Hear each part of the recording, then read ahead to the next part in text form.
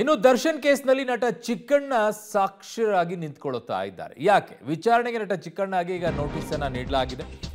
ಹತ್ಯೆಯಾದ ದಿನ ದರ್ಶನ್ ಜೊತೆಗೆ Chikkanna ಪಾರ್ಟಿಯಲ್ಲಿದ್ದರು. Stony ಬ್ರೂಕ್ನಲ್ಲಿ ಪಾರ್ಟಿಯಲ್ಲಿ Chikkanna ಭಾಗಿಯಾಗಿರ್ತಾರೆ. Party ಬಗ್ಗೆ ಮಾಹಿತಿಯನ್ನ ಪಡ್ಕೊಳ್ಳೋಕೆ ಚಿಕ್ಕಣ್ಣಗೆ ನೋಟಿಸ್ ಅನ್ನ ನೀಡಿದ್ದಾರೆ. ಇವತ್ತು ಸಂಜೆ ವಿಚಾರಣೆಗೆ ಹಾಜರಾಗಲು ಚಿಕ್ಕಣ್ಣಗೆ ನೋಟಿಸ್ ಅನ್ನ ಕೊಟ್ಟಿದ್ದಾರೆ. ಸ್ಟೋನಿ ಬ್ರೂಕ್ನಲ್ಲಿ ಪಾರ್ಟಿ ಎಲ್ಲ ಮಾಡಿರ್ತಾರೆ. ಅದಾದ ನಂತರ ಎಣ್ಣೆ ಮತ್ತಿನಲ್ಲೇ ಹೋಗಿ ಇದೆಲ್ಲ ಕೊಲೆ ಆಗಿರುವಂಥದ್ದು ಅನ್ನೋದನ್ನ ಕೂಡ ಹೇಳ್ತಾರೆ. ಸೊ RR ನಗರದಲ್ಲಿರುವಂಥ ಸ್ಟೋನಿ ಬ್ರೂಕ್ ಪಾರ್ಟಿಯಲ್ಲಿ ಚಿಕ್ಕಣ್ಣ ಕೂಡ ಭಾಗಿಯಾಗಿರೋ ಹಿನ್ನೆಲೆಯಲ್ಲಿ ಈಗ ನೋಟಿಸ್ ಅನ್ನ ನೀಡಿದ್ದಾರೆ. ಅವ್ರನ್ನ ಸಾಕ್ಷ್ಯವಾಗಿ ಕನ್ಸಿಡರ್ ಮಾಡ್ತಾರಾ ಅಥವಾ ಇಲ್ವಾ? ಕಾರಣ ಅವರು ಆ ಸ್ಟೋನಿ ಬ್ರೂಕ್ನಲ್ಲಿ ಏನಾಗಿದೆ ಅನ್ನುವಂಥದ್ದನ್ನ ತಿಳ್ಕೊಳ್ಬೇಕಷ್ಟೇ. ಬಟ್ ಶೆಡ್ನಲ್ಲಿ ಏನಾಗಿದೆ ಅಂತ ಚಿಕ್ಕಣ್ಣ ಗೊತ್ತಿರುತ್ತಾ ಅಥವಾ ಚಿಕ್ಕಣ್ಣನೂ ಕೂಡ ಅವ್ರ ಜೊತೆಗೆ ಹೋಗಿದ್ರಾ ಗೊತ್ತಿಲ್ಲ. ಈಗ ಸದ್ಯಕ್ಕೆ ನೋಟಿಸ್ ಅನ್ನ ಕೊಟ್ಟಿದ್ದಾರೆ. ಚಿಕ್ಕಣ್ಣ ಅಲ್ಲಿ ಭಾಗಿಯಾಗಿದ್ರು ಪಾರ್ಟಿಯಲ್ಲಿ, ಹಾಗಾಗಿ ವಿಚಾರಣೆಗೆ ಕರೆದಿದ್ದಾರೆ. ವಿಚಾರಣೆಗೆ ಉತ್ತರವನ್ನು ಕೊಡಬೇಕು. ಅವರು ನೋಟಿಸನ್ನು ಕೊಟ್ಟಿದ್ದಾರೆ, ಅದಕ್ಕೆ ಉತ್ತರವನ್ನು ಕೊಡಬೇಕಾಗತ್ತೆ.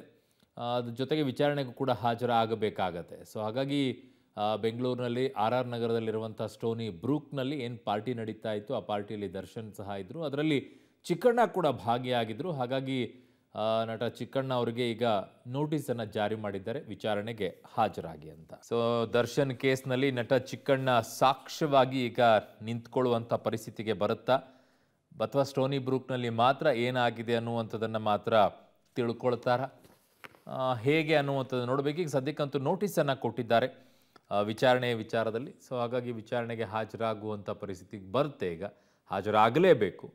ಆಗದೇ ಇದ್ದರೆ ಮತ್ತೆ ಅವರನ್ನು ಕೂಡ ವಶಕ್ಕೆ ಪಡ್ಕೊಳ್ಳುವಂಥ ಸಾಧ್ಯತೆ ಇರುತ್ತೆ. ಅವ್ರಿಗೇನು ಪಾತ್ರ ಇಲ್ಲ ಅನ್ನುವಂಥದ್ದಾದರೆ ಅವ್ರು ಯಾಕೆ ಹಂಚಬೇಕು?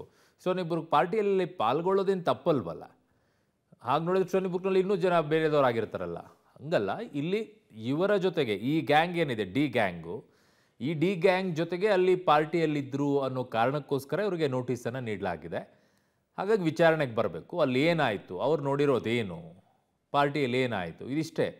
ದರ್ಶನ್ ಅವ್ರು ಹೇಗಿದ್ದರು, ಅವ್ರ ಬಿಹೇವಿಯರ್ ಏನಿತ್ತು, ಅವ್ರು ಅಲ್ಲಿಂದ ಯಾವಾಗ ಹೋದರು, ಎಷ್ಟೊತ್ತಿಗೆ ಹೋದರು, ಏನಾದರೂ ಫೋನಲ್ಲಿ ನಿಮ್ಮ ಎದುರುಗಡೆ ಏನಾದರೂ ಮಾತಾಡಿದ್ರಾ, ಅವ್ರ ಜೊತೆಗೆ ಇದ್ದಂಥವ್ರು ಎಲ್ಲರೂ ಕೂಡ ಇದ್ದಾರೆ, ಈಗಿರುವಂಥ ಆರೋಪಗಳೇನು ಹೊತ್ಕೊಂಡು ಈಗ ಪೊಲೀಸ್ ಠಾಣೆಯಲ್ಲಿದ್ದಾರೆ, ಅವ್ರು ಯಾರಾದರೂ ಅಲ್ಲಿದ್ದರಾ ಸ್ಟೋನಿ ಬ್ರೂಕ್ನಲ್ಲಿ ಪಾರ್ಟಿಯಲ್ಲಿ? ಸೊ ಇವೆಲ್ಲವನ್ನು ಕೂಡ ಇನ್ ಡೀಟೇಲ್ ಆಗಿ ತೊಗೊಳ್ತಾರೆ. ಅಥವಾ ಇನ್ನೂ ಯಾರಾದರೂ ಬಂದಿದ್ರಾ, ಆಮೇಲೆ ಅಲ್ಲಿಂದ ದರ್ಶನ್ ಹೋದಾಗ ಅವ್ರ ಜೊತೆಗೆ ಇನ್ಯಾರ್ಯಾರು ಹೋದರು, ಇವೆಲ್ಲ ಡೀಟೇಲ್ ಆಗಿ ಮಾಹಿತಿಯನ್ನು ಕೇಳ್ತಾರೆ. ಉತ್ತರವನ್ನು ಚಿಕ್ಕಣ್ಣ ಅವರು ಕೊಡಬೇಕಾಗತ್ತೆ. ಅದಕ್ಕೆ ಕೊಡದೇ ಇದ್ದರೆ ಇಲ್ಲಿ ಸರಿಯಾಗಿ ಏನೋ ತಪ್ಪು ಹೇಳ್ತಾ ಇದ್ದಾರೆ ಅಂತ ಅಂದರೆ ಅವರನ್ನು ಕೂಡ ವಶಕ್ಕೆ ಪಡ್ಕೊಳ್ಳುವಂಥ ಸಾಧ್ಯತೆಯೂ ಕೂಡ ಇರುತ್ತೆ. ಅಲ್ಲುಗಳಿಯೋಕ್ಕಾಗೋದಿಲ್ಲ ಅದನ್ನು. ಕಾರಣ ಎಲ್ಲವೂ ಕೂಡ ಅದಕ್ಕೆ ಮ್ಯಾಚ್ ಆಗಬೇಕಾಗತ್ತೆ, ಟ್ಯಾಲಿ ಆಗಬೇಕಾಗತ್ತೆ. ಆಮೇಲೆ ಅಲ್ಲಿ CCTV ಫುಟೇಜ್ ಇದ್ದೇ ಇರುತ್ತೆ, ಸುಮ್ಮನೆ ಯಾವ್ಯಾವುದೂ ಇರೋದಿಲ್ಲ.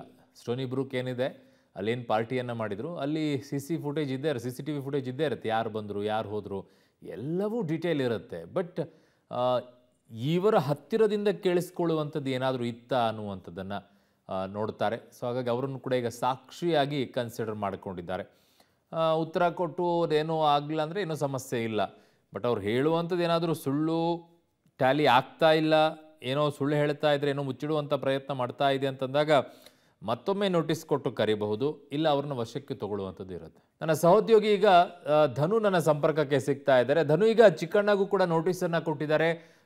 ಏನಂತಾರೆ ಚಿಕ್ಕಣ್ಣ ಅವ್ರ ಕಡೆಯಿಂದ? ಏನಾದರೂ ಮಾಹಿತಿಗಳು ಲಭ್ಯವಾಗ್ತಾ ಇದೆ, ಅವ್ರಿಗೆ ನೋಟಿಸ್ ಸಿಕ್ಕಿದೆ ಅಂತ ಏನಾದರೂ ಹೇಳಿದಾರಾ? ಎಸ್ ಅರುಣ್, ಈಗಾಗಲೇ ಏನು ಡಿ ಗ್ಯಾಂಗ್ ಅರೆಸ್ಟ್ ಆಗಿರ್ತಕ್ಕಂಥ ರೇಣುಕಾಸ್ವಾಮಿ ಕೊಲೆ ಪ್ರಕರಣದಲ್ಲಿ ಈ ಹಿನ್ನೆಲೆಯಲ್ಲಿ ಆಗಿ ಅವತ್ತು ಸ್ಟೋನಿ ಬ್ರೂಕಲ್ಲಿ ಏನೋ ಒಂದು ಪಾರ್ಟಿ ನಡೆಯುತ್ತೆ, ಆ ಪಾರ್ಟಿಗೆ ಚಿಕ್ಕಣ್ಣ ಅವರು ಕೂಡ ಬಂದು ಹೋಗಿದ್ರು ಅನ್ನೋ ಒಂದು ಮಾಹಿತಿ ಮೇರೆಗೆ ಈಗಾಗಲೇ ಚಿಕ್ಕಣ್ಣ ಅವರಿಗೆ ನೋಟಿಸ್ ನೀಡಿರ್ತಕ್ಕಂಥದ್ದು.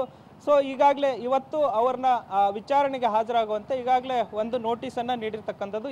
ಬಹುತೇಕ ಹಿಂದೆ ಅವರು ವಿಚಾರಣೆಗೆ ಹಾಜರಾಗಬೇಕಾಗಿತ್ತು. ಇವತ್ತು ಹಾಜರಾಗದೇ ಇದ್ದರೆ ಮತ್ತೆ ಒಂದು ನೋಟಿಸನ್ನು ನೀಡಿ ಅವರನ್ನು ಕರೆತರುವಂಥ ಒಂದು ಪ್ರಯತ್ನ ಈಗಾಗಲೇ ಪೊಲೀಸರು ನಡೀತಾ ಇದೆ ಅನ್ನಪೂರ್ಣೇಶ್ವರಿ ನಗರ ಪೊಲೀಸ್ ಸ್ಟೇಷನ್ನಿಂದ. ಈಗ ನಾವು ಚಿಕ್ಕಣ್ಣವರ ವಾಸ ಆಗಿದ್ದರು ಆ ಮನೆ ಬಳಿ ಇದ್ದೀವಿ, ಅಪಾರ್ಟ್ಮೆಂಟ್ನಲ್ಲಿ. ಇದೇ ಅಪಾರ್ಟ್ಮೆಂಟ್ನಲ್ಲಿ ಅವರು ಈಗ ವಾಸ ಆಗಿರ್ತಾರೆ. 19ನೇ ಫ್ಲೋರ್ನಲ್ಲಿ ನಟ ಚಿಕ್ಕಣ್ಣ ಅವರು ಇಲ್ಲಿ ವಾಸ ಆಗಿರ್ತಕ್ಕಂಥದ್ದು. ಈ ಒಂದು ಸಂದರ್ಭದಲ್ಲಿ ಈಗ ಪೊಲೀಸರು ಕೂಡ ಈಗ RR ನಗರ ಪೊಲೀಸರು ಕೂಡ ಈಗ ಇಲ್ಲಿ ಆಗಮಿಸಿರ್ತಕ್ಕಂಥದ್ದು. ಅವರ ನೋಟಿಸ್ ನೀಡಿದ ಹಿನ್ನೆಲೆಯಲ್ಲಿ ಈಗ ಅವರ ಅಪಾರ್ಟ್ಮೆಂಟ್ಗೆ ಪೊಲೀಸರು ಕೂಡ ಆಗಮಿಸಿ ಈಗ ಅವರು ಮನೆಯಲ್ಲಿ ಇದ್ದಾರೋ ಇಲ್ವೋ ಅನ್ನೋ ಒಂದು ಮಾಹಿತಿಯನ್ನು ಪಡಿತಾ ಇರ್ತಕ್ಕಂಥದ್ದು. ಈಗಾಗಲೇ ಯಾರ ಸಂಪರ್ಕಕ್ಕೂ ಸಿಗದೆ ಈಗ ಚಿಕ್ಕಣ್ಣವರು ಅಜ್ಞಾತ ಸ್ಥಳದಲ್ಲಿ ಇದ್ದಾರೆ ಅನ್ನೋ ಒಂದು ಮಾಹಿತಿ ಇದೆ. ಇಲ್ಲಿ ನಿನ್ನೆ ಕಾರು ಮನೆಯಿಂದ ಆಚೆ ಹೋಗಿದ್ದು ಮತ್ತೆ ವಾಪಸ್ ಬಂದಿಲ್ಲ ಅನ್ನೋದು ಕೂಡ ಒಂದು ಮಾಹಿತಿ ಇದೆ ಅರುಣ್. ಓಕೆ ಧನು, ನಿಮ್ಮೆಲ್ಲ ಮಾಹಿತಿಗೆ ಧನ್ಯವಾದಗಳು.